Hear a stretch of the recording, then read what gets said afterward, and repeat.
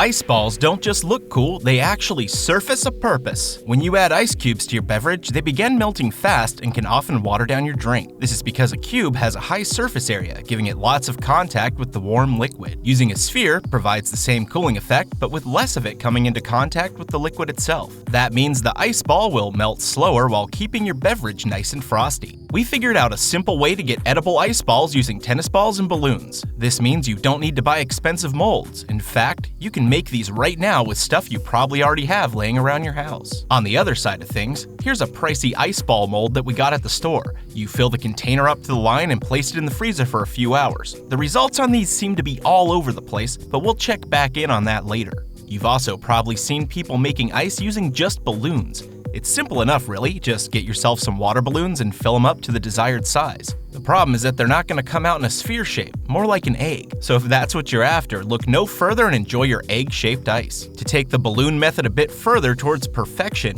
you need a way to hold the balloon in a sphere-like shape while it freezes. Using a tennis ball is cheap and extremely effective. To start, you'll obviously need a tennis ball. I got a bag of these for less than the price of that plastic mold you saw. Next, you need something to cut into it with. Don't let the tennis ball deceive you. It's quite strong. I went with a simple handsaw to quickly cut into the ball. Be extra careful when cutting as you don't want to damage your extremities. Cut about 3/4 of the way down as this will leave some of the ball connected while still leaving room to put things inside or take them out. The cut doesn't need to be perfect, but try and keep it as straight as you can. Next, take your water balloon and attach it to a nozzle. I had this nifty hand pump available, but a sink will work just fine. The balloon not only makes leaks impossible, but it also keeps the ice from touching that nasty rubber inside the tennis ball. Once the balloon is ready to fill, place it inside the ball and slowly add water until you see the ball beginning to split apart. You'll want to fill up the inside completely to get the spheres you're looking for. Now you can grip onto the end of the balloon and slowly let out any extra water by squeezing the tennis ball carefully. Try to keep it filled up as much as possible while still being able to close the ball. Tie off the balloon to the best of your abilities and get yourself a couple rubber bands. Simply place them around the ball in a fashion that'll keep it closed so the water inside can freeze into the proper shape. Once you're done, just place the tennis balls into the freezer for a few hours. If you want to go a bit bigger, scour your dog's toys and see what goodies might work as a bigger mold. I found this oversized tennis ball that was perfect for some icy action. Following the same process as before, I carefully cut into it with a small saw and got a much larger balloon this time around. I filled the balloon up using the faucet, making sure it was inside the ball first.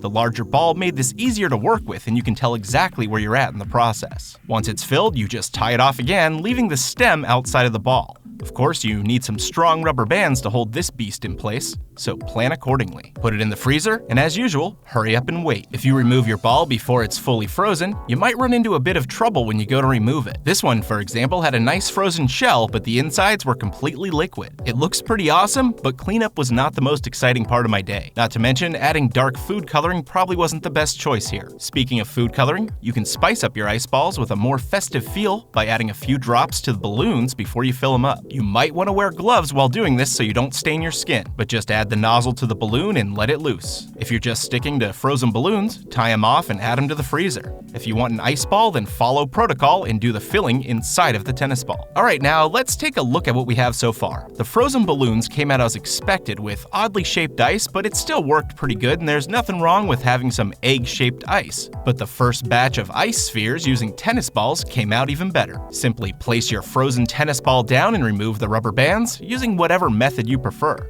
Now pry the ball apart and remove the rounded balloon from the inside. Again, if you used food coloring, make sure you have some gloves on. The balloon may burst off on its own, but if not, a simple tap with a knife should do the trick, leaving you with a frozen orb of goodness to add to your drinks or whatever you plan on doing with them. My absolute favorite came from the extra large tennis ball. Following the same directions, I just popped off the rubber bands and removed the balloon from the shell. Pop the balloon and boom, icy perfection. Unfortunately, I don't have a drinking glass to fit this, but it served its purpose for showing you how it's done. You might also be wondering how the plastic mold worked out. The problem with these is they tend to break apart once the ice begins to expand, which can leave your final product looking quite off in shape. They require you to monitor them as they freeze, so you have to remove them at the right time, as opposed to the set it and forget it nature of the tennis ball mold. But hey, whatever works for you. Oh, and here's another fun thing you can do if you want to make a tasty treat.